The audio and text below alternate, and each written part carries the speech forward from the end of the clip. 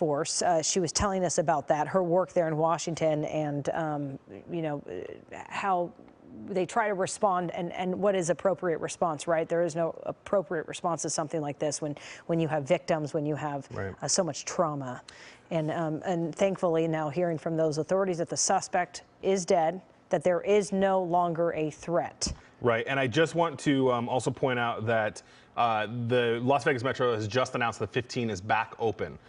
So they've just reopened the northbound side of the 15. They are going to keep the Tropicana off-ramp closed for unknown reasons, but the 15 freeway is back open through that area. And then again, the Las Vegas McCarran Airport, Harry Reid International Airport is still on a partial ground stop, still not using that north-south runway because we've still got that Las Vegas Metro police helicopter to the northeast of the runway there. Yeah. All right. Thank you, Mike. Yeah, that is good to hear that the 15 is reopened northbound. The off-ramp, though, obviously remains closed. Okay, so we're going to stay on these live pictures, and you are watching this live streaming on CBS News Los Angeles. We're waiting on more interviews to come in from those at the scene as students leave the campus, as those buildings are slowly and methodically swept by officers. We're going to be hearing what people have gone through, what those students and faculty members have gone through. We did hear from the head there at the University Police Department, Adam Garcia. He spoke during the news conference, and he talked about obviously the reports that first came into his department. And then out of an abundance of caution, they went ahead and they started doing those lockdowns onto their other campuses around the state and even the community colleges, because you just didn't know if there were other threats. But saying that there is no other threat right now to any of those other campuses. They are now just focused on this one. But the fire department, the response that worked so well, they said, with the first responders getting down there when they had no idea on how many shooters initially were even there on the campus, because, yeah, the reports were coming in from several buildings. And I wanted to touch on that really quickly, because in a situation like this, when you have an active shooter situation, you get every law enforcement officer that is anywhere near the incident location to get to the scene, including plainclothes, possibly off-duty, people that don't traditionally look like a police officer. So when you're a student or even a faculty member on this campus and all you know is that there's been a report of shots fired at an active shooter, and all of a sudden you see some guy, in a flannel running down the street with a gun, it's very easy to think that that's the suspect, when in reality it's more than likely either a plainclothes police officer or an off-duty police officer or somebody with a law enforcement credential that is coming in to help. But it's very easy to mistake that for a second gunman. But, almost, and I hate to say this, but almost every situation we've dealt with where there are reports of two gunmen, that's almost never the case. It is almost always the fact that there was some miscommunication, or somebody saw somebody that they thought was somebody that wasn't, and it never actually turns out to be a second suspect. There's very rarely more than one suspect in these situations. And just the chaos, And then I was seeing there was one report coming in, there was a unrelated but a barricade situation with another suspect like a mile away. So officers were being pulled off whatever crime or incident was happening at a separate barricade situation to this, but you still have to deal with the other crime that's happening in the city to make sure the public's safe. So just horrific, and the amount of stress on everyone there involved. Yeah, and that's why it's so important to have such good relationships, in law enforcement with your partnering agencies.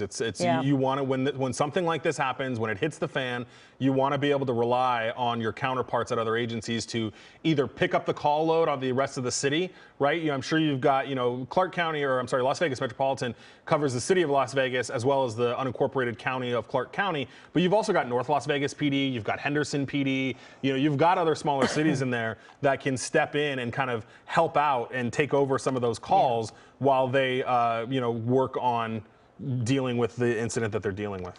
Yeah, absolutely. And I just, think back to the October 1st mass shooting there in Vegas, and, what people dealt with months, years after something like that happened. Now, this is not the scope of, obviously, what happened there on October 1st from the Mandalay Bay, but to kids, these are just young people, going about their daily their daily lives on a Wednesday. Like you said, during finals week, they have the holidays to look forward to. They're eating lunch or they were walking to class, and then just to go through something like this is just, yeah, terrifying. And we talk about, I mentioned how many of these, students at UNLV are from Nevada. So, you have this population of students who is well aware of what happened on the 1 October shooting. That's something that, even if you're not from Nevada or Las Vegas or, even the West Coast, that's something that people don't forget. And when you're in a city where something like that has happened, it doesn't take much for your brain to kind of draw you to that and start worrying about that. So yeah, just the amount of stress that these kids are going through at this point. And I see an update on the UNLV website here. It's just letting their students and their faculty know police have confirmed there is no further threat, they said. So this is now a big message posted. I looked earlier and it wasn't there. So they had just gotten this up there that police, they say, just ask you to continue to please shelter in place. So they're not telling students, they don't want to make it seem like that students need to just, walk out of the classroom. This is very methodical. They got to go sweep building to building, make sure there are no other injuries, and obviously, make sure that everyone is where they need to be still. So shelter in place is what the university is saying. Police are evacuating the buildings one at a time. Yeah, and Jazz, part of the reason they have to do this too is because while they still try to figure out, even if they haven't identified the shooter yet, they don't know what his movements were before the shooting, right? Did he plot something else? Was there something nefarious that had gone on before the shooting happened that would make them have cause for concern, that they now want to kind of check that out to make sure he didn't plant anything anywhere? So those are all the things that law enforcement is now kind of going through, and that's why they want to do this slow search of the campus. Yeah, that's a good point, right? Make sure that it is safe and that there isn't any other sort of trap or something, right, or evidence that needs to be collected, that this remains that active investigation. It is going to be hours. Clark County Fire Department, they've established that family reunification center at the Las Vegas Convention Center North Hall. They've given them the number, the 702-455-AID, or they've also set up a website for parents to go to. It's the FA County, what is the FACOCF southernnevada.org. So FACOF southernnevada.org is that website. So you can Google it, parents can Google it and figure out what they need to do and how to be in contact. But again, all those institutions in Southern Nevada now are only closed for the remainder of the day. So that was another update. All of the Nevada system of higher education institutions in Southern Nevada only are closed for the remainder of the day. So some of the community colleges you were mentioning, Mike, some of those other campuses, just I think now that they've issued that order, they just need to get everything there back in place and kind of sort it out. Okay, so let's listen to this student right now. Let's take a listen. And it's just really scary, like seeing that kind of stuff, seeing police come into your building. You don't know where it's at, and the updates are only giving you somewhat good of updates every 10 to 15 minutes, so you're just nervous. What about in that time gap? What about what's happening? So like, we didn't hear anything, thank gosh, but we got to see what was unfolding through the windows. And what did the professor in the classroom tell you guys? The professor was very calm. He kind of let us actually take over what was going on, truthfully and honestly. He was very calm, just sat there and didn't know really what to do. There's a lot of professors that really haven't been in this situation, and yeah, we know that they're supposed to train and supposed to know what they're supposed to do, but when it comes down to it, you're in a shock fear. You don't know what's going on. You're just trying to survive. You don't know where he's at that moment. So he was just kind of sitting there letting us barricade the doors and just letting us do anything, not telling us not to do anything, but just not letting us leave. So he did his job perfectly well. Oh, I know. What do you do, for these students who have never been, thank goodness, in this type of situation, to, the professor obviously being trained in this and had a response plan, but to actually execute it is just so terrifying. Unfortunately, in this country, kids of this age have now probably their entire educational career. My 5-year-old just went through it in TK. Gone through these lockdown trainings. Jasmine, we're looking at my computer here real quick because I just want to show you, we talked about the very rapid response from Clark County Fire, and I wanted to map. There are 3 fire stations that were really right in the immediate vicinity of the university. This is UNLV right here, and you've got one fire station that's basically kind of right on the corner here of the campus. So I'm sure they were very close. This is a fairly decent-sized firehouse. It looks like they probably have a fair amount of resources in here that were able to respond to that. And then you have two more that are really very close as well, right? One near here, the airport, and then another one over here off Pecos Road. So you had a lot of fire personnel that could have been there very quickly to be able to respond to that. And you talk about the the coordinated effort between Las Vegas Metro, University of Nevada Police Services, as well as Clark County Fire. You have all of that because they were in pretty good places to be able to respond very, very quickly here. Yeah, right in the heart of the city. Right, and we went back and we were listening to some of the radio traffic from Clark County Fire Department, and they were very in coordination with Las Vegas Metro from the beginning, talking about, they call it a cold zone, meaning it's not an active situation anymore. So the fire department, we could hear, was pretty eager to be able to get in and start checking people. And I think there were initially some higher numbers of victims that were reported, and I think some of that came from the radio traffic just because of the way they were talking about, oh, there's this many people in this building, this many people in this building. So some of that may have gotten misconstrued for those were victims versus the fire department just saying that's how many people are here. We need to go, at least make contact with them, make sure nobody is hurt. But the fire department had a pretty robust response. And again, sadly, they learned so many lessons from 1 October. That wasn't, in the grand scheme of things, it wasn't that long ago. So you have these agencies that had just a horrendous situation for them, and it made them learn a lot of things.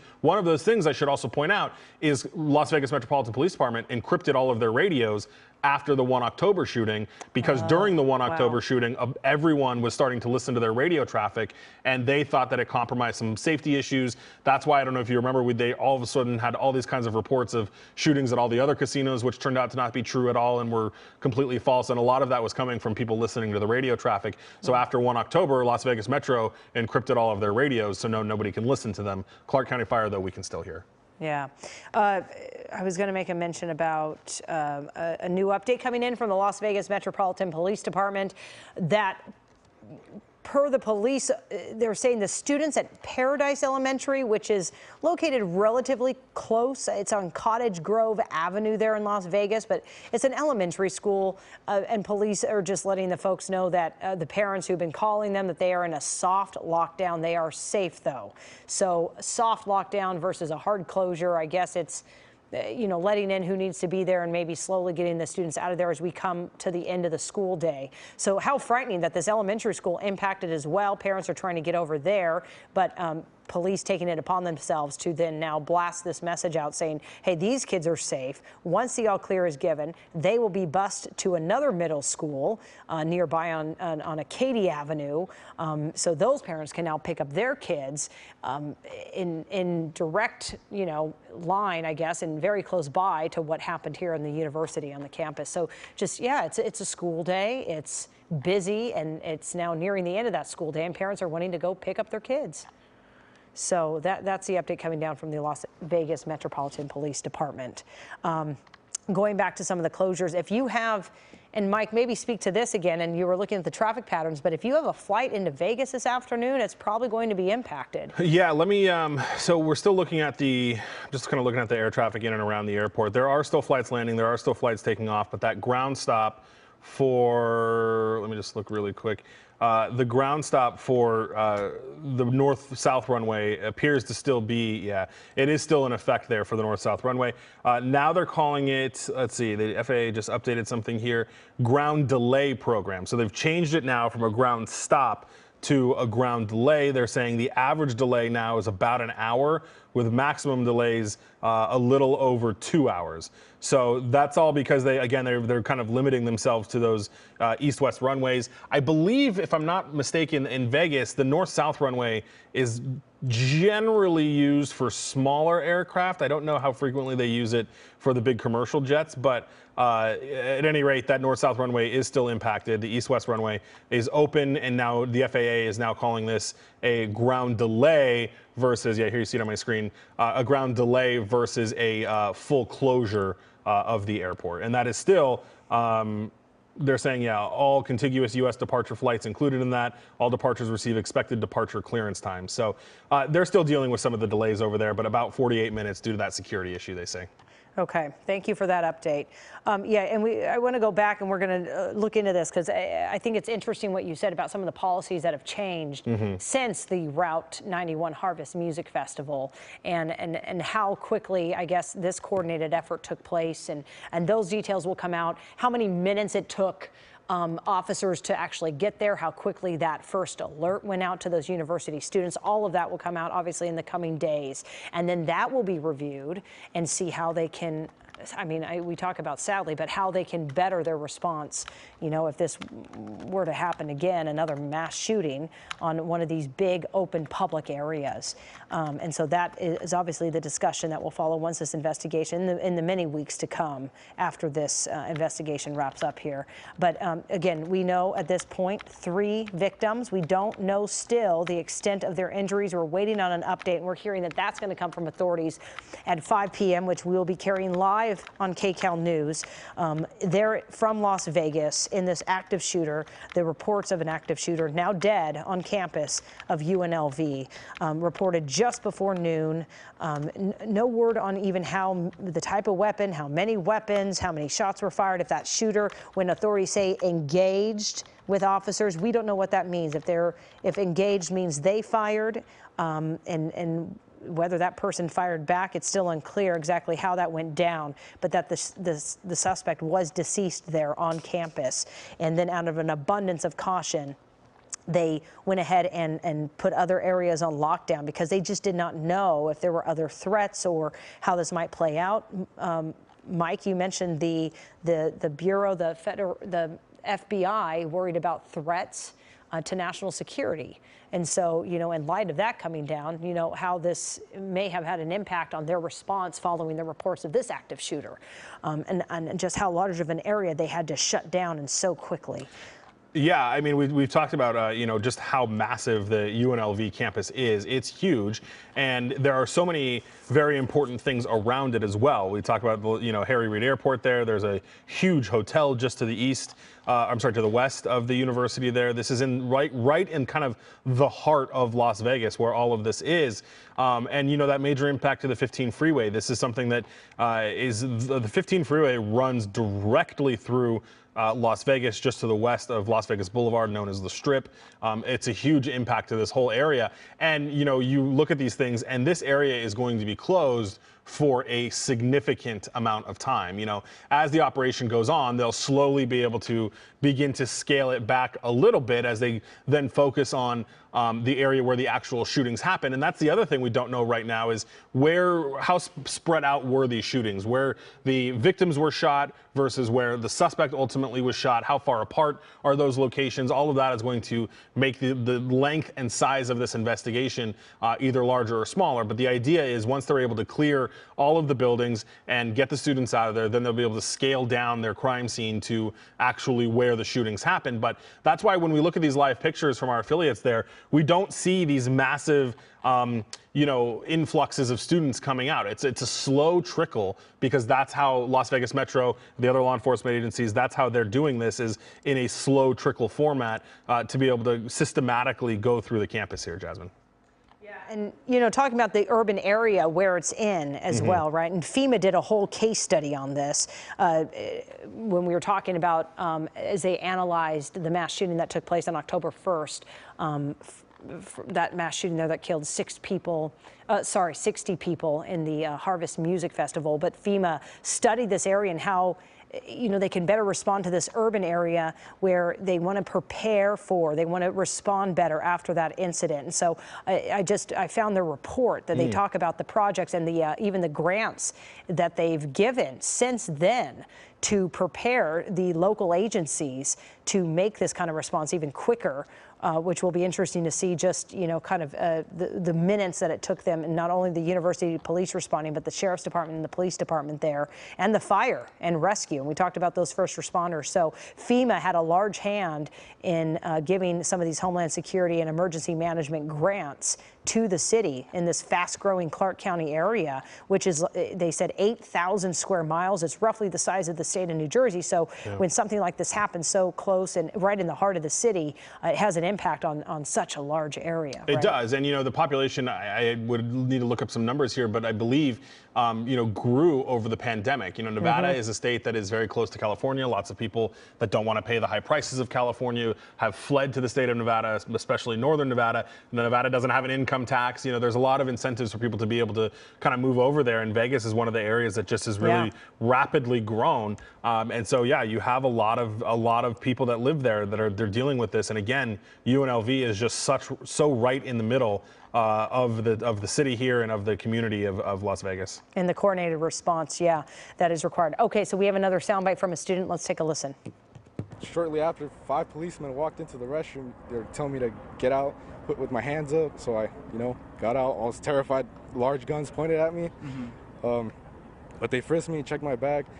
They told me to leave my bag there. Well, I mean, that doesn't matter at the end of the day because life is more important. Right. But I was able to walk from the student union all the way over here thanks to the help of the police.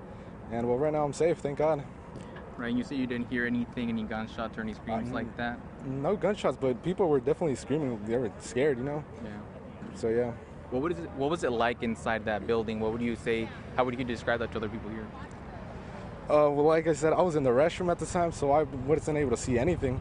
But I did hear people scared. It was dead quiet after because people, were trying to just stay safe, not make any noise. And until the loud banging came on, which is when my heart started racing. Right. But thank God it was police and no one else. So, What was going through your mind during that time? Oh man, I just wanted to get out of there safely. It was a scary situation. I've never been in anything like this before. I've seen it happen elsewhere. Never thought it would happen here.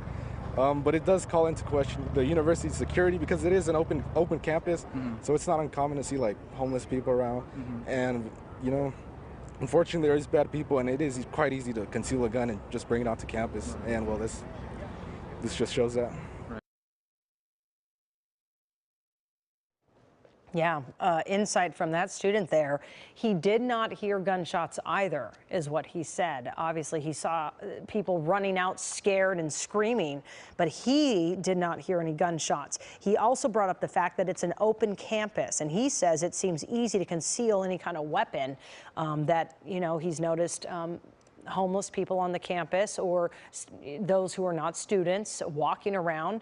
Anyone can go onto these campuses, and then they have those procedures in place to lock down buildings, but you basically can just walk in, and it's so big.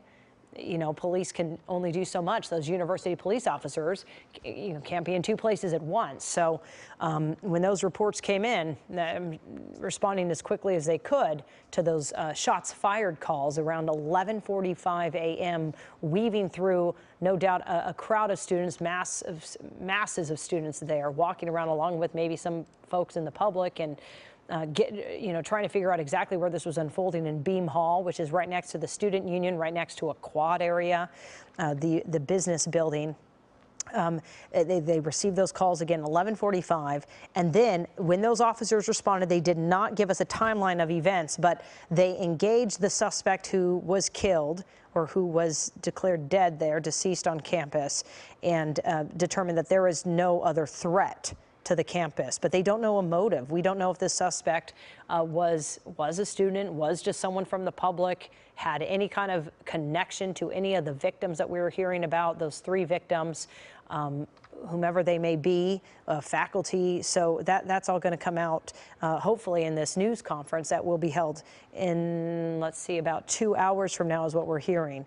That those 3 victims, we don't know the extent of their injuries, but a very dynamic scene, according to those authorities, of course, as they are still right at this point going building to building, and students scared, texting their parents, letting them know that they're there sheltering in place, and that's what the university wants them to do. Right, and Jess, as we talk about that in the control room, if we can show my computer here, I just cleared some video from a parent who has a kid, a daughter, at the campus right now. This is currently the scene inside of the classrooms there. This is what it looks like. This was the video that was sent to her by her daughter. The classroom is dark. You can see that. You don't see any students there. Apparently, they're all up kind of against the wall. And this is the situation that these kids have been in. in. This video is only about 10 minutes old. So even though we now have known for a significant period of time that the shooter is dead and that the sheriff says there is no threat to the community anymore, those kids on campus are still in classrooms that look exactly like this, where they are dark, they are quiet, and they are just sitting there and they are waiting for law enforcement to give them the okay to come out of this room, so at least this portion of this horrendous event can be over for them. But information is so difficult. You have cell phones these days. There's kids are obviously getting updates from their parents, but you always, if you're in a situation like this, it's hard to rationalize, okay, I'm safe, when I'm still being told to sit on the floor in a dark classroom and wait for law enforcement to come in and tell me things are okay. So I just wanted to point this out because you see this situation that really the only light from this room appears to be from that computer that is sitting right in front of the whiteboard. It doesn't look like there's any windows in here. So you have these kids just sitting in these dark classrooms, scared and waiting for law enforcement to give them the all clear. Right, and not just those students. We heard about those at the elementary school nearby who are still in a soft lockdown, and they're still waiting on the all clear even at those elementary schools. And then they have to be bussed over to a middle school, and then from there, parents can come pick up their kids, and then the students here at this university being taken to a reunification center at the convention center at North Hall, and they're trying to get the word out about the website and the phone number set up for those students to be connected with their loved ones they don't want them to rush down to the scene and clog up the roads and make it more difficult for these investigators to do their work. So you see the response still there. I mean, this is just one of the main, I think this might be Maryland Parkway, right next to you see the university sign there in red, UNLV. So this is obviously as close as our camera crews could get to the scene. They're keeping everyone pretty far back from any source of the campus, from any of the campus areas. Yeah, now Jasmine, really quick, the good news is that law enforcement helicopter that was circling the campus has left, and I don't see another one over the campus, so we may finally be getting to a point here where if they're comfortable with the law enforcement helicopter leaving the scene, that they may hopefully think that this is a situation that is finally starting to resolve itself. However, I am a little interested in where that helicopter is going and where another law enforcement helicopter is just off of Lake Mead Boulevard to the east of the university. And it's, they're going to start to try to finally learn more about this suspect and who that person was. And so I'm curious to know if there's this area that these two law enforcement helicopters are at, both of whom were over the UNLV area, if there's going to be any connection to where they're going now and this shooting. Yeah, exactly. Okay, so here's what we know so far. I'm just going to recap the facts, or at least according to what the authorities are saying. Again, this happened right before noon, 11:45. Those reports of an active shooter came in to the university police, who responded and called in this coordinated response from the sheriff and the Metropolitan Police Department. So they received the calls of the active shooter, the reports, around 11:45. Then they engaged the suspect, who is dead. The campus was closed, but there is no longer a threat to the campus or any of the other campuses in this higher education system that were actually on lockdown out of an abundance of caution. They do not know a motive. We know there are 3 victims. We don't know those injuries. It's a dynamic scene, so they are still asking the public, of course, to avoid the area. Don't try to rush down there and try to pick up students or contact a student. You need to go to that reunification center. So they're asking people to avoid the area. Calls are still coming in from students who are scared. As you just saw the video there from Mike, they're locked down. They are still in a building in their classrooms. The lights are off, as they are told to do, to hide, but the university wants them to remain sheltered in place until they can clear it and make sure and get any other evidence they need from what had transpired there just before noon. At Beam Hall, this is home of the university's Lee Business School, right near the Strip, just a few miles away. A very busy area, apartment buildings. There are businesses there that have all been impacted by this, and just this terrifying the terrifying scene that unfolded right in front of them with this large response. The 15 freeway, though, which was closed northbound, that has been reopened. The off-ramp, though, for the Tropicana to go eastbound, I guess, still remains closed. Yeah. So they're trying to get traffic and the commuters, as the workday comes to an end, they're trying to get people flowing back through there. Mike. Yeah, and I'm just looking, one of the local television helicopters is back in the air there. That's the one my computer's kind of looking at. So I'm going to see if we have their signal. Because it looks like they're actually finally, it looks like we don't have it, but it looks like they're actually trying to finally get back into the area of the campus, which would be the first time that we've been able to actually get over top of the campus to see what's going on. So I'm sure our network folks are working on getting that back up, that signal. But this is that television helicopter that is now able to kind of get close to University of Nevada, Las Vegas. Once that law enforcement helicopter finally cleared, and that's this one over here. So we'll hopefully be able to turn around some of that video. I know that's not our affiliate with the helicopter, so hopefully the other affiliate that controls that helicopter will be able to share it with us, Jasmine. But again, all of these things kind of now leading us more towards the direction that the situation is finally starting to calm down to the extent that it can, that it's finally starting to, kind of ease up a little bit. You no longer have a law enforcement helicopter over the university. They're allowing the TV helicopter in now, which again is all indicative of things are starting to kind of tactically wind down a little bit. Even as you look at this private jet, this is the first plane, the first aircraft I've seen take off on this north-south runway. So that's starting to get back open as well. Let me just check the FAA site here and see if they have updated the ground delay there. No, we're still showing that ground delay on the FAA's website. So yeah, they're still dealing with some of that stuff, but again, getting closer to hopefully things starting to return to as much as normal as they can and move from this tactical phase of this situation to this investigative phase of this investigation, figuring out who the shooter was. We still don't know the status of the victims that were shot here. We know that Sunrise Medical said one of the victims went to their trauma center. And, we always have to kind of look very carefully at the way, some of these agencies word these kinds of things. Sunrise Medical was not explicitly clear saying that they received a gunshot victim. They said they received a victim from the incident, which could be a gunshot victim. It could be, we've seen stampedes happen in these kinds of things where people get trampled trying to escape. So Sunrise Medical did not explicitly say they had a gunshot victim. They said they had a victim from the incident. So we'll have to wait and see that that is definitively a gunshot victim, what their condition is and what the condition of the other victims are. All right. Yeah. And it's been 3 hours since this happened. Again, 3 hours. We're going on 3 hours now over that. So we are hearing more from students. Let's take a listen. I was sitting at lunch. I teach at an elementary school, and my daughter texted me, "Mom, in case anything happens, I love you." And that's the worst message you can get from your kid because you don't know why. And then she didn't answer the phone, and then Devin texted me that there's an active shooter at UNLV. So I left work as soon as I could and got down here. And within that short amount of time, I found out that my daughter was okay, but she was in the area where she was in the actual building where the shooter was. Yes. What did she tell you about that? I haven't heard much yet. Just that they heard the shots and there was a siren that went off, but everyone was confused. They didn't really know what it was. So everybody started trying to leave. And then when they were trying to leave, someone was pushing them back into the room saying, "No, you have to go back in the room." And then they sheltered in place until they were allowed to leave. So they were evacuated off site or by the architecture building, but then they were given no direction, so they didn't know what to do. She's still down on the other side of the campus.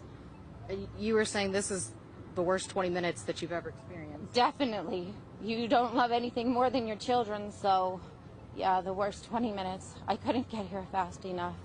Well, she's safe. She is safe. Yeah. I'm so happy. I'm one of the lucky parents, so I feel for all the parents that don't get to see their children tonight. And we've been told that there are several victims. Yeah. Talk to me about that, being a parent, knowing, going through those emotions. There's nothing to explain. I mean, just horrific, just the most horrific feeling ever. That's all I can say. I mean, any parent knows the worst thing is something happening to their child, and I felt the unknowing, not knowing that for 20 minutes or so. And let me ask you, are all your friends, as far as you know, all your friends, and usually your sister's safe, but all your friends are okay? So far, I have some friends sheltering in some buildings in the process of being evacuated, but I'm from here. I went to high school here, so I know everyone, so I don't really know, Police said there were multiple victims after a confirmed active shooter opened fire at the University of Nevada in Las Vegas. We have one patient right now. Supposedly, we have more patients inside with an active shooter. Authorities said a suspect was found dead. We received a call of an active shooter event at 11:45 this morning. Officers immediately responded, engaged the suspect. The suspect at this point is deceased. Of course, we have no idea on the motive. There are a number of victims that have been transported to area hospitals. Officials did not immediately disclose details on the number of victims and whether there were any fatalities. As the school went into lockdown, UNLV sent an urgent alert to the community, writing, "Run, hide, fight. This is not a test." This man says he and his sister attend the school, and she was on campus at the time of the shooting. Her teacher just locked up the room, said they're not letting nobody out until they know, like, the suspects are, like, gone or whatever. We had to close the door and barricade all the tables up, about 6 tables up, to make sure that the door wasn't coming out. According to UNLV, the shooter was in a building that houses the business school, and police responded to a report of additional shots fired at the nearby student union. A federal law enforcement official says the FBI has offered assistance in the ongoing investigation. Danya Backus, CBS News. Yeah. All right, we're going back to this statement, or we are just getting in this statement then on the UNLV shooting. This is from President Biden, who has been briefed on the situation, saying that Jill and I join citizens across our nation in praying for the families of our fallen and for those who were injured during these latest acts of senseless violence. We are also grateful for the courageous work of law enforcement who risked their own safety to bring an end to these deadly shooting sprees. Federal law enforcement officials are on the ground working with state and local law enforcement in both states, and I have directed that all necessary support be provided to assist in the investigations and support these communities. So again, this statement just coming in to our newsroom, sharing it with you from President Biden about the shooting, the active shooter and the mass shooting there on the campus of UNLV, where we know 3 victims. There are now 3 victims. We do not know the extent of their injuries or if those victims were killed. We're trying to get confirmation on that, if the victims were faculty, students. Also more about the shooter, the suspect who was engaged, who officers engaged with, they said. I assume engaged means shots were fired, but they did not elaborate on if it was a shootout with the suspect. They just said they engaged the suspect, who was then dead, who was found deceased there near one of the buildings. But those reports of the active shooter had come in from from Bream Hall, which is right next to the business school. So it was Bream Hall and the student union that they were mostly focused on, where they had gotten those initial reports of multiple victims. And Beam Hall, excuse me, is where their business school stands. Right near Maryland Parkway, basically, Mike, which was initially just shut down, and then the whole campus just going on lockdown, and those text alerts, those warnings going out to students.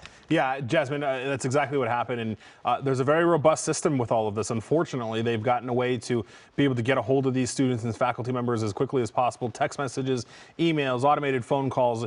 Even, you know, I'm not sure that University of Nevada, Las Vegas has it, but I know up north at University of Nevada, Reno, they even have you know, a PA system, speaker systems that they're able to look at and get alerts from those areas as well. So a lot of ways to get a hold of these kids and students. And unfortunately, like I said, this is final season there at UNLV and across the state of Nevada. And you have a lot of kids that were there taking finals at this time. I mean, a hectic time for a lot of kids anyway, nervous, stressed, all of that. And, you know, now they're dealing with all of this too. And again, we're still waiting to learn anything really about the suspect, whether or not he was a student there, whether he was affiliated with the campus, anything like that. UNLV just tweeting on X saying police have confirmed there is no further threat to the campus, but please continue to shelter in place as police are evacuating buildings one at a time. This remains an active investigation. So again, even though that we know the suspect is dead, and even though law enforcement saying there is no threat to the community, this is still a situation where they are asking kids to continue to shelter in place and allow law enforcement enforcement to do their methodical search of the campus to make sure that there are nothing else threatening on that campus before they allow these students to leave. Because as we've mentioned, we don't know what the shooter's movements were prior to coming to UNLV, prior to the shooting. Law enforcement's concern, and they'll always err on the side of caution, is what if this person planted something? What if there was a booby trap somewhere or something other than just the gunshots that were left there? So those are all things that they're still going to have to try to sort out, and that's why they're doing this very slow and methodical search. As we look at some earlier video from the news helicopter down there from KSNV, that you're looking at Thomas and Mack Center. That's where a lot of the UNLV basketball games are held, other events. There are concerts that are held there. Again, that's very near the airport, so it is a good destination place. Clark County School District, that has obviously the local kids that are there as well, just put out a statement saying they're devastated about all of this, talking about how they're going to cancel all of their athletic events for today, as well as everyone tries to sort this out. So it's just, it's a thing that's going to cause the community a lot of pain. It already has, and it will for some time. Jasmine, I just quickly want to let you know, too, that I'm looking at the first really, I think, commercial airline that I've seen take off from that north-south runway. So it looks like airport operations back at Harry Reid International Airport are resuming as normal. You've got all these planes kind of lined up now waiting to take off. Here's one, a United flight taking off, and this was that Southwest flight that just took off. So if you had travel in and out of Las Vegas, it is still delayed. They are still calling it a ground delay, but it is no longer a ground stop, as that law enforcement helicopter has cleared out of the northeast part of the complex, or the runway area there, and now are allowing those flights to depart as normal. Turn my mic back on. Yeah, I'll jump back in, Mike. Yeah, thank you. And that is good, I guess, a good sign that part of the investigation, or those initial lockdowns, are resuming and being lifted, and including at that nearby elementary school where they can get other students back to their families. I'm just, looking at, as we move into the evening hours, nighttime, it's going to be dark. And that adds a little bit of a layer of complexities to the investigation. The students are already inside of these classrooms that are barricaded, lights are off. So I just, you think about, as nighttime approaches, they'll have to, as they remain on scene, they're bringing out the floodlights and make sure that response is adequate. Well, and what we're, still trying to sort out is whether or not, did this shooting happen inside of a building? Did it happen outside of the building? I know we talked about it happened in that building next to the student union there, but were shot, just because that's where the victims were there shots fired that didn't hit anybody before? Is that part of the crime scene? And just really quick, looking at another update from UNLV, they do plan a 5 p.m. press conference. Where the Las Vegas Metro Police Department and University Police Services will hold a press conference updating this. So our next update is going to be in about an hour and a half now at 5 o'clock from the local authorities there. And as they find out, I'm sure at this point they know more about the suspect, obviously, than what we know or what the public knows. And so where they are serving those search warrants on the suspect's home, if that person is local or out of state or from a nearby city, but those search warrants are probably about, if not already, underway into the person's social media accounts, as we've seen, into the what else they have at their home, who knew, what relatives might have had any kind of concern. So we're going to be hearing about that as this all plays out, where that suspect came from, what that person was all about, whether that person was even a student there. So we're going to take a break in just a few seconds here, and we'll circle back around with any more updates as we get it from authorities. But again, we're going to go to a quick break, and then we'll come back. We'll keep these live pictures from the scene for you. Whatever we hear from authorities, of course. There at Las Vegas, an active shooter who is now dead, the suspected shooter dead on the campus of UNLV. 3 victims, as that investigation is still very active, and they are still sweeping the campus, going building to building. But there is no longer a threat, according to authorities, police there in Las Vegas, but they have shot and killed that active shooter on the campus of UNLV. We'll take a quick break, and we'll be right back.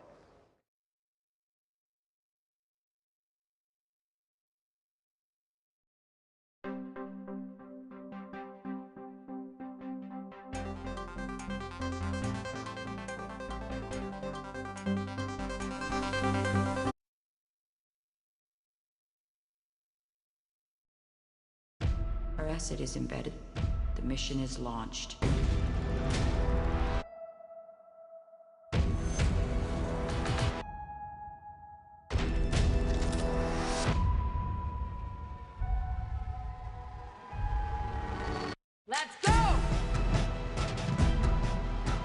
your cover is blown, there is no saving you. Special Ops Lioness, now streaming exclusively on Paramount Plus. Use promo code Lioness for a free month. I'm a very curious person. I wake up every morning asking, what's happening in the world? Why is this happening? And how do we answer that question on the CBS Evening News? How would you describe the heart of the people from Lahaina? So strong. Where are these coming from? That's the million-dollar question. How are you doing? I'm hanging in there. You'll have to tell him when he gets older, when you were 2 months old. He was on the news. The news doesn't have to always be depressing. It can be uplifting. It's just begun. To all the pet project starters, weekend gardeners, rollover artists, and kitchen a la cartists, there's a new lifestyle destination for your next inspiration. Bam! Dabble. Go there. Do that. Available over the air on Channel 2.3.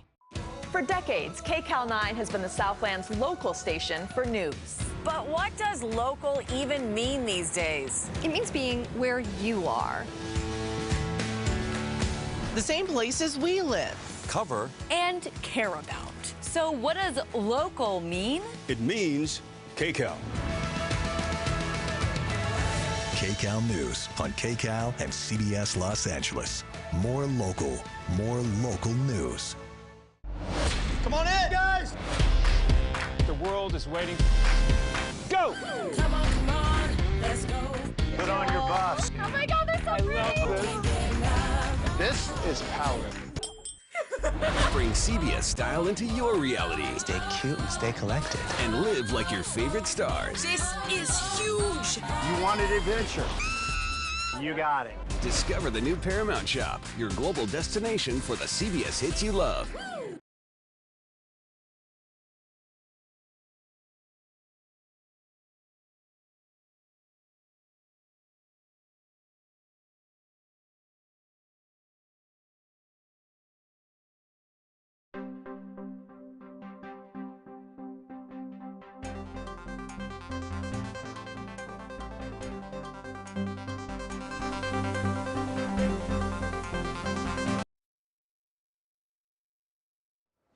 I'm Jasmine Veal. We are back live here on the stream on CBS News Los Angeles, covering the shooting there on the campus of UNLV, an active shooter who was shot and killed by authorities there in Las Vegas around the lunch hour on this Wednesday.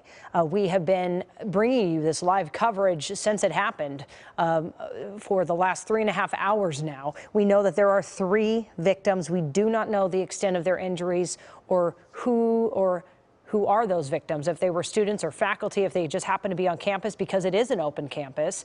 A lot of the public can just easily walk on, according to some of the students, and it's a massive campus with thousands, more than 25,000 students, undergrad students who go there, who attend this university. So you can see how active the investigation still is there around the university's buildings. Not only local university police, but the Metropolitan Police Department. There are SWAT. You can see one of the armored vehicles there to the left. Federal response, state response, multiple agencies coming together in this coordinated effort as this investigation is well underway as they continue to sweep the campus and clear out those buildings. But there is no longer a threat, and authorities reiterated that. There is no longer a threat, that the suspect, the shooter, has been found dead there on the campus after they engaged the shooter.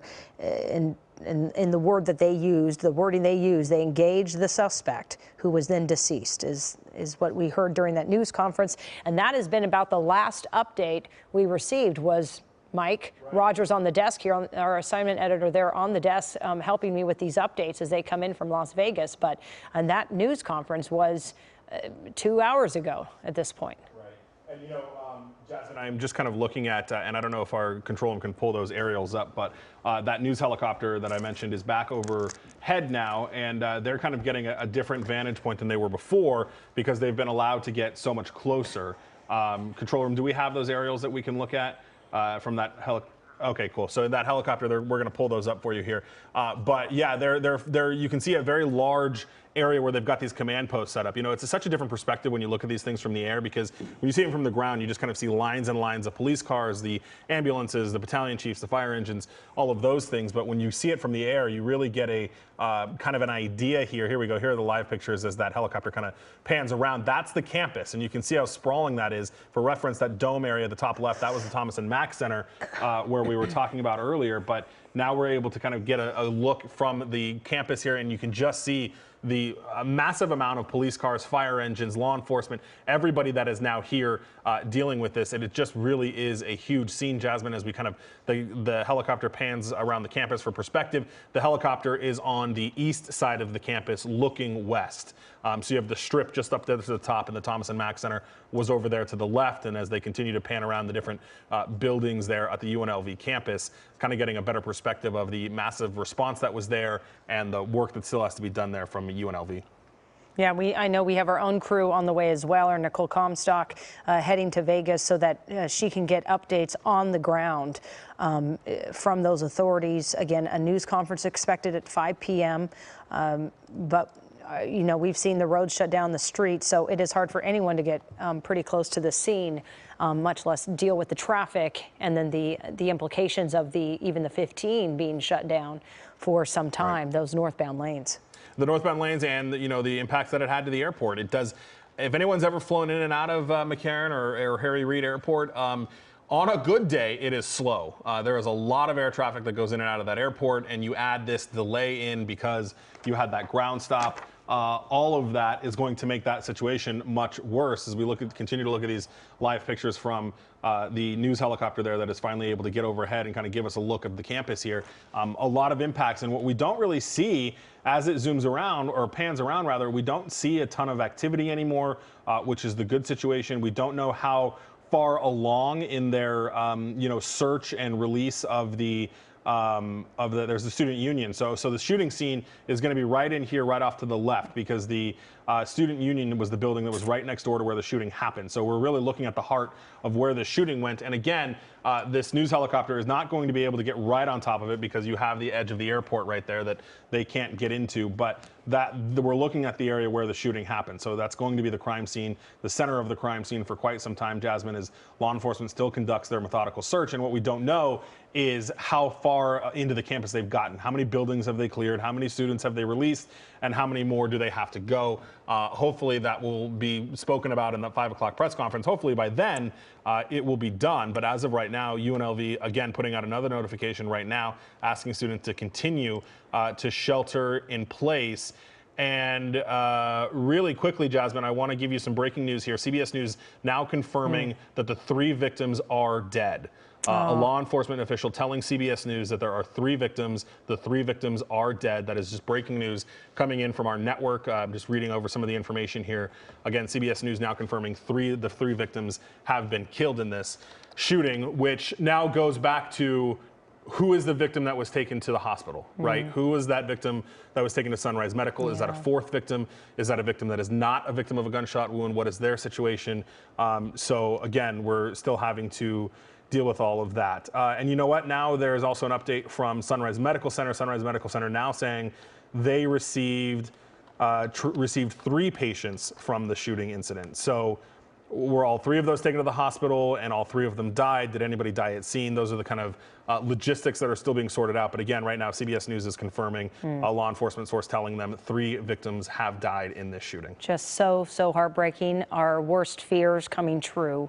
That, in fact, those 3 victims, again, unclear, as you said, Mike, whether they were students, but being pronounced dead after this active shooter situation, where initially they had said that there appeared to be multiple victims. They rushed in, they engaged with the shooter, who is also dead there on this Las Vegas campus.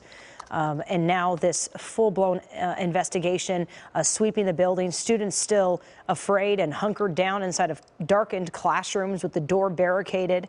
But the fact that the suspect's been located and is deceased was reassuring news that came out several hours ago. But the tragic news that 3 people have died in this active shooter situation on the campus there of this big university right in the heart of the city. I'm looking at video on social media that shows still, I guess it was within the last hour or so, officers on the roof of campus buildings, helicopters flying overhead. So to see that as students are running off of campus, those who did not shelter in place, escaping as quickly as they could, but officers with long guns and standing in a complete armor on top of these very tall buildings, doing a sweep of the campus. Right, and Jasmine, I don't know if in the control room if we can go back to those aerials, because I want to show you what the fire department has set up here, and that is the triage center. Here we go. So you have the red, yellow, and green tents. That's how they treat a mass casualty situation. They'll bring the victims out to this location and categorize them based on the level of severity of their injuries. Green generally means walking wounded. Yellow means more serious. Red is life-threatening. Black is unfortunately deceased. So you had that situation set up right here in this parking lot. The helicopter photographer is zooming around a little bit, but that looks like where the fire department set up their triage location, having those tents, and that is very common in a mass casualty incident. That's a way for them to very quickly and rapidly triage people and assess the level of injury based on everything that has gone on. Oh, okay. My producer telling me we also have pictures, and I know you've been following that, even of the closures around the airport. So we can go ahead and show that. I know we're taking a live look at the chopper feed right now, but Mike, the closures happening around the airport, it looks like it was getting back to normal. It was, yeah. We can look at this this aircraft right here. This is an Allegiant airplane taking off to the north here. This is with the runway that had been closed for the significant amount of time, but you can see they use both these runways. The east-west runway right here is you have the Southwest jet landing, and you've got this Allegiant taking off to the north. So this was something that they were not able to do for a significant period of time because of what was going on. And I'm just going to refresh this FAA page here now. And even the ground delay has lifted here. This is some of the road closures, though, around the airport. You can see they're just immense. All of anywhere around UNLV is going to be an absolute nightmare right now. That law enforcement, even if the roads were open, that's not where they want you at all. Because you're just going to kind of hamper their investigation. But Jasmine, as we talk about, those 2022 numbers, 86% of students that went to UNLV were from the state of Nevada. And as we've seen over and over from these sound bites and these videos that we've run, you have family members, parents trying to rush to the university to be able to reunite with their loved ones. And that is something that is very difficult for a lot of people because that's not what law enforcement necessarily wants. They're trying to methodically get these people out and off of the campus, and then you have family members understandably totally shaken up by this and just want to be back with their kids or their family members or their friends, their loved ones, what have you. And that is a hard situation. People have to wait for their family members to come out while law enforcement does their search. In the meantime, you also now have 3 families that we know have lost their loved ones. 3 family members, losing people in all of this, as we now can report, CBS News confirming 3 people have been killed in this shooting. And David Hogue, the president of Leaders We Deserve, he does a March for Our Lives. He's a founder and board member about gun safety. He promotes peace, and I guess he promotes gun legislation. Anyway, so he's tweeting that he was actually preparing remarks for tonight's national vigil for victims of gun violence. And he got several texts about this latest shooting in Vegas on the university's campus. And he said he was preparing remarks already for this national vigil. And now he's heartbroken, and he wants to look forward to the day, he says, that I can write a speech about gun violence as history and not a headline. And so you're seeing, everyone, the whole country responding to this tragedy. Yeah, and Jazz, that was also part of what President Biden said. We showed you that statement. It was just a portion of a pretty lengthy statement from the president, but he talked about how just yesterday in Austin and San Antonio, there were at least 6 people killed, several more injured by a gunman. Today, we're hearing about a shooting at UNLV. This year alone, the president says our nation has experienced 600 mass shootings. And again, we categorize mass shootings as 3 or more victims, or I believe 4 or more victims, and approximately 40,000 deaths due to gun violence. He says that's not normal, and we can never let it become the new normal. And unfortunately, we're already kind of there. You have these kids, you talked about your kids, Jasmine, that just went through these lockdowns. I've gone through active shooter lockdown since I was in elementary school. Unfortunately, this is something the children of this country that are now adults, that are now our age, my age, have dealt with since we were in elementary school. Yeah, and just looking at the videos on social media of students who recorded this from their classroom window, I'm looking at videos here showing students obviously in single file walking out with their arms in the air, dressed in T-shirts and shorts. It's they don't have their book bags on them. They were not able to grab anything from their cars or their classroom, but it's just what they've had to go through, right? They're holding hands, some of them obviously being told to put their hands in the air though, and just marching out across the street surrounded by officers with guns, and it's just a traumatic experience, and so tragic, especially that we have 3 victims confirmed dead. Right, and that is standard for people that are involved in this, whether you're a suspect or not. When you come out of a situation like this, law enforcement will always ask and make you put your hands in the air. They don't want to take any risks. They want to see everyone's hands as they evacuate these buildings. And the other thing too is the investigation work now for Las Vegas Metro is going to be significant.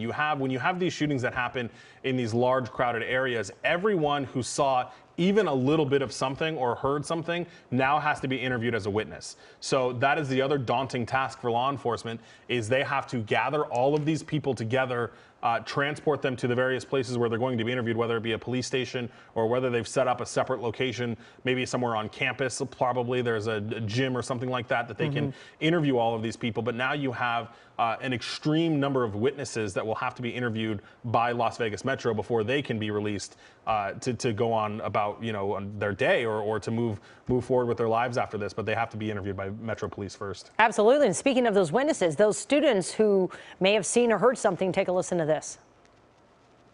We were doing Shark Tank presentations, and then in the middle of it, someone ran into our class with the news.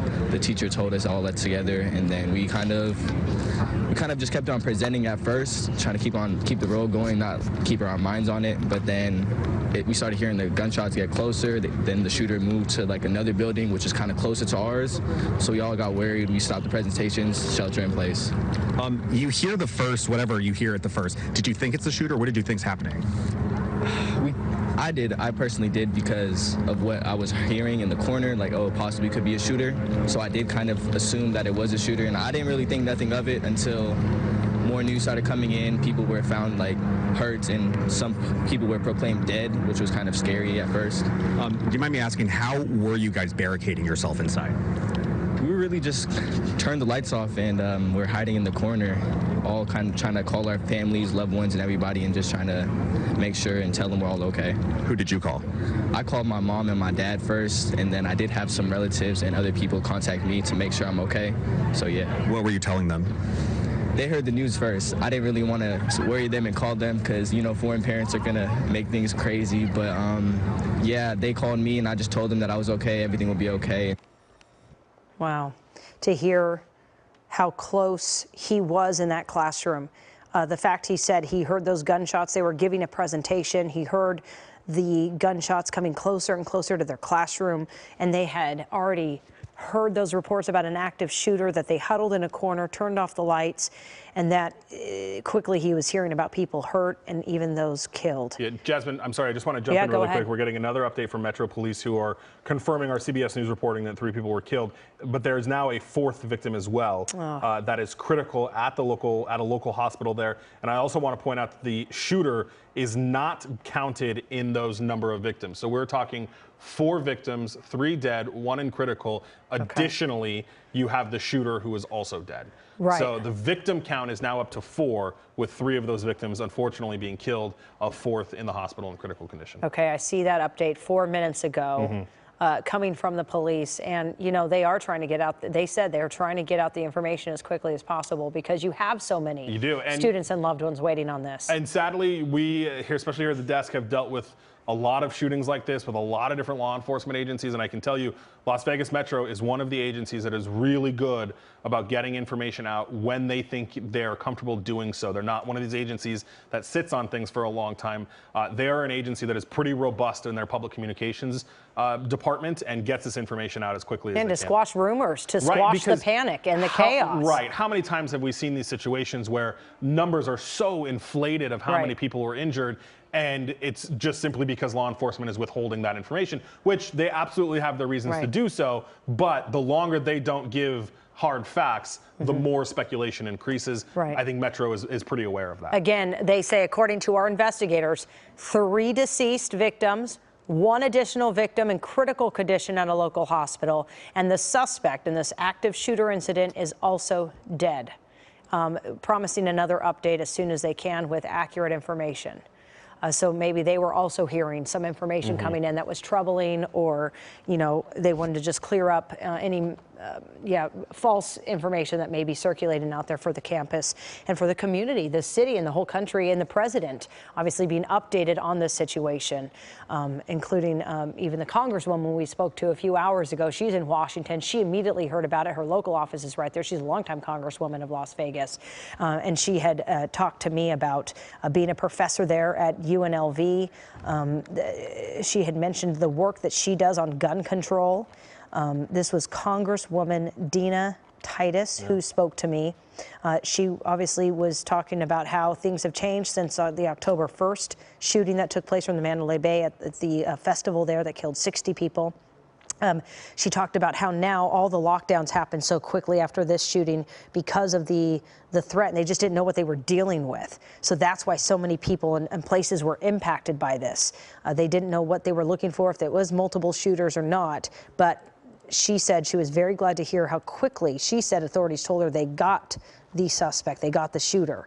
That it is an urban campus, though, that you're dealing with apartment buildings and business complexes on top of this massive university campus. And of course, very relieved how quickly this was brought to a close, but not without killing some innocent lives, innocent people taken.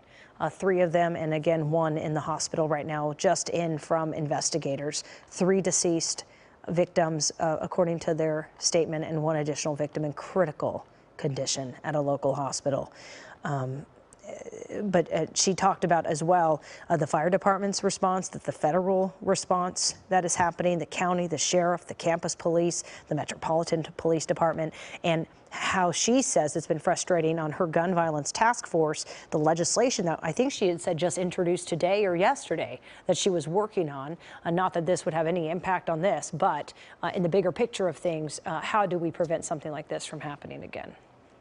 Yeah, and Jasmine, you know, Dina Titus has been, before she was in the U.S. Congress, she was a Nevada state senator all the way back to the 80s.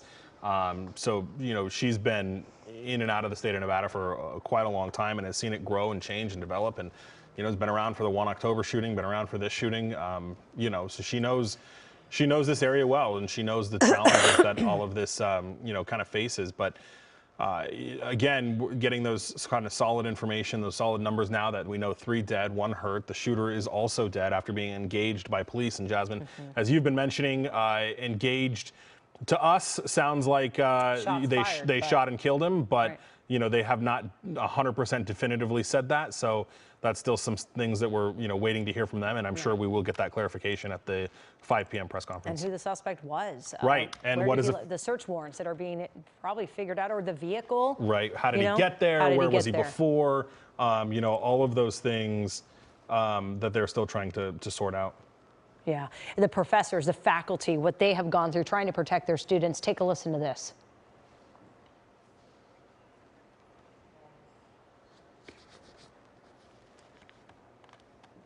It's final, so my students were giving their final presentation. Inside the student union, they have ballrooms on the 2nd floor. So 2 of my students were there giving their presentation, and then all of a sudden somebody gets on the microphone in the ballroom and says, "We're going to lock the doors, don't be alarmed, there is an active shooter in the building." So I'm thinking, oh no. And it didn't escalate until I didn't get really scared until we were sitting there quietly, and I heard 3 gunshots, pop, pop, pop, and I was like, oh my God. So we were sitting there, and so I turned to my two students and I said, I think we should get down. And everybody's kind of started to get really upset at that point, and people started crying. And then after about 20 minutes of waiting there, that's when they said, we're opening the doors. And I said, oh, what? And that's when I heard, get your hands up. And then the other faculty said, everybody just get your hands up and walk out. And I'm like, we're complying with the shooter, but it turned out to not be the shooter. That was the SWAT team telling us to get our hands up. And then they escorted us out the building. And then as I exited the building, that's when I saw the shattered glass from the gunshots in the student union. Yeah, and there was a second when, I thought that was it. Yeah. An emotional interview there from a professor who was in the student union, hunkered down with his students, hearing those gunshots, walking out when authorities police ordered them to walk out, and then seeing the shattered glass there in the student union and holding back tears. I mean, the emotions are so high. I do want to mention, stay with us on the stream, of course, where we are live here on CBS News Los Angeles, but we're going to be bringing you also the latest and more interviews and the latest information on KCAL News at 4 o'clock. And that is going to be getting underway here in just a few minutes. Again, KCAL News Channel 9 at 4, where we will be bringing you this and so much more from the scene there on the campus of UNLV in Las Vegas. Just the emotions from students as well. We've heard who have also said they've heard the gunshots, many who did not, but obviously frightened and hunkered down in their classrooms, who still at this hour, as we near 4 o'clock, are still in their classrooms, sheltering in place, as authorities had advised them to do, as the university sent out a message telling students to remain sheltered in place until officers can get to their building one by one. They're very methodical in this. They have to be very thorough, but it's going to take some time. I mean, look at all the cars still parked in that parking lot by the building. I mean, no one's been allowed, obviously, to get their vehicle, but that's also the massive response by all the different agencies. So there's a lot of traffic around the university that we're seeing from this chopper. But yeah, you think about all the students' book bags and backpacks and their vehicles left behind, and they don't know when they can even get it, or when campus can even reopen for them to resume their own finals. And we talk about, Jasmine, we're right up against the winter break here, right? How many of those kids need those cars to get home to their families, all of that? How long is Metro going to hold that area down? Is that part of the crime scene? Are they going to release that once they can definitively say that there are no additional victims? Now, the good news is, look at that, Jasmine. They're rolling up the triage tents. So that's always such a good sign when you're no longer in this tactical life-saving response mode of this. When they're starting to break down their triage tents and all of that, that's good, because that means they're not going to see any more patients come out of this. We're not going to see any more victims. The situation has now moved to a static situation where we are going into the pure investigative mode of all of this, and not in this mode where we're trying to get people, to a hospital and all of that. So the fact that we're seeing those being torn down is good news, in the sense that there's not going to be any more victims from all of this, and that we're moving into the investigative phase. Yeah, no, that is. And the fact that they are transitioning into the next phase of their investigation. But as night falls, many of these students who have now been hunkered down for hours need to get out and to be able to hug loved ones and, carry on. Just so scary. And that's not going to happen until Metro can be sure that what they're looking at is good, and they're comfortable releasing those kids, and they're going to do it on a case-by-case basis, and kind of do things as methodically as they need to make sure that everybody stays safe. And hearing more of those accounts as more professors and students walk off campus of what they saw so close to where this active shooter had created such chaos and devastation, with 3 lives lost and 1 person in critical condition tonight. That update just coming from police, confirming that 3 have been killed and an additional victim in critical condition at a local hospital. And again, that suspect dead as well from this active shooter, from the shooting there, the mass shooting on campus. Students hearing those gunshots coming closer and closer to their classroom. They were already hearing about people killed, that people were hurt, and now having to recover from this trauma. So we are continuing. Leslie Marin is joining me here on the desk for KCAL News at 4. Mike Rogers on the desk as we continue to bring you live updates and live pictures from the scene there in Las Vegas.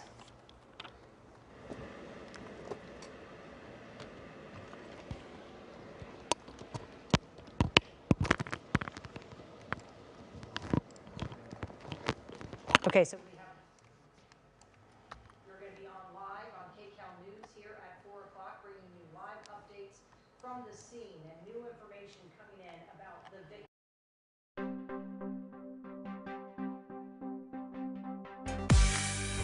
On our places, bright, shiny faces. When you wake up in the morning, we want to be your go-to team. Nate has one of the quickest minds I've ever seen. Tony has a way of making people feel comfortable. Gail has this unbelievable knack to ask the question that you're asking at home. I've been told I could talk to a tree, and that's pretty much true.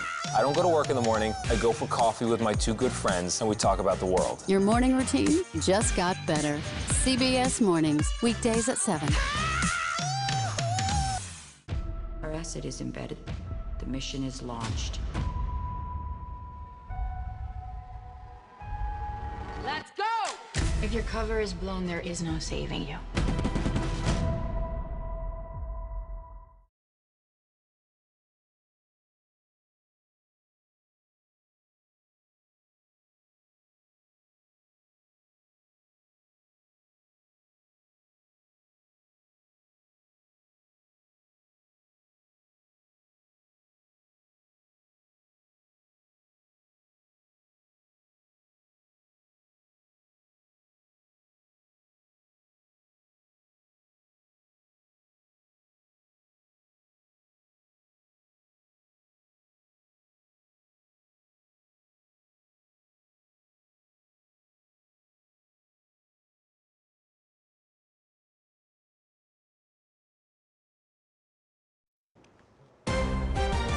And I wasn't even somewhat close to it, and I'm still scared out of my mind right now. And I'm not even I'm not a person that gets scared like that. Now here at 4 o'clock, we are following this breaking news in Las Vegas, where 3 people were killed in the shooting on the campus of UNLV. Police say a gunman opened fire on campus just before noon. It's confirmed that 3 people lost their lives, and another victim is in critical condition right now at a local hospital. The shooter is also dead. And Jasmine, we know people on campus of 30,000 barricaded themselves in classrooms, in dorms, when first word came of an active shooter. We have 1 patient right now. Supposedly, we have more patients inside with an active shooter. Authorities confirm the suspect is dead. We received a call of an active shooter event at 11:45 this morning. Officers immediately responded, engaged the suspect. The suspect at this point is deceased. Of course, we have no idea on the motive.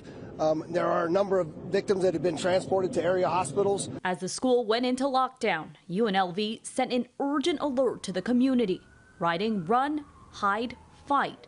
This is not a test."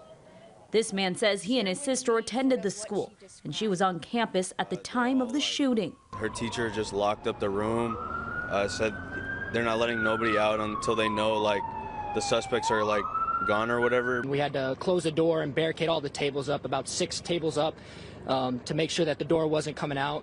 According to UNLV, the shooter was in a building that houses the business school, and police responded to a report of additional shots fired at the nearby student union. A federal law enforcement official says the FBI and the ATF offered assistance in the ongoing investigation. Now, we've been covering this story all day since it broke during KCAL News at noon, collaborating with our partners, of course, in Las Vegas. Yeah, and using the resources of course, our assignment desk. Assignment editor Mike Rogers at the desk now. Mike, with more.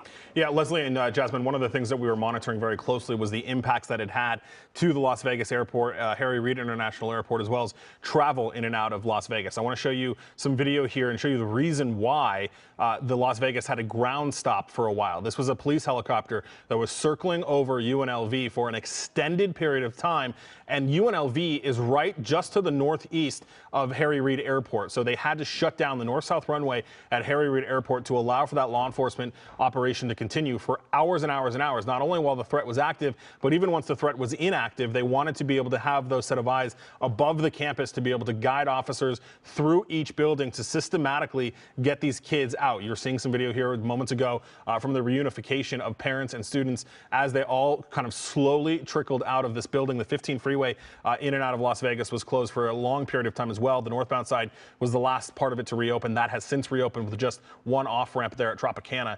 Is still remained closed at this hour, but this investigation, as we come back out here to the desk, is going to be going on for a long time. Just moments ago, we saw them breaking down their triage tents. We are now shifting this investigation from a incident management situation to a purely investigatory standpoint, as now we know that the 3 victims taken to the hospital have died. A 4th one remains in critical condition. That shooter tonight is also dead.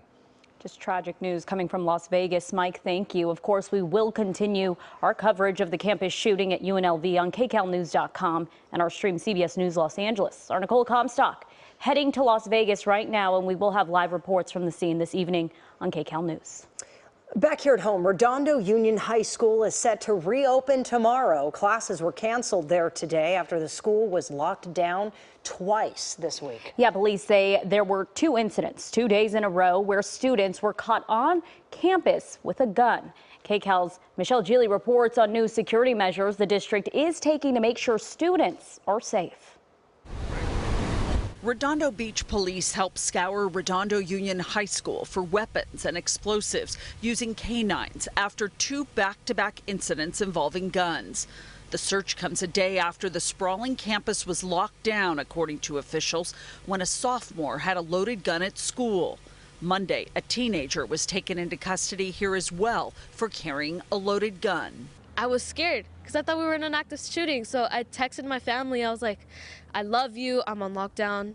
I don't know if I'm going to make it. No shots were fired. No one was injured. And authorities at this point have found no evidence of a plan to shoot up the school. Administrators canceled classes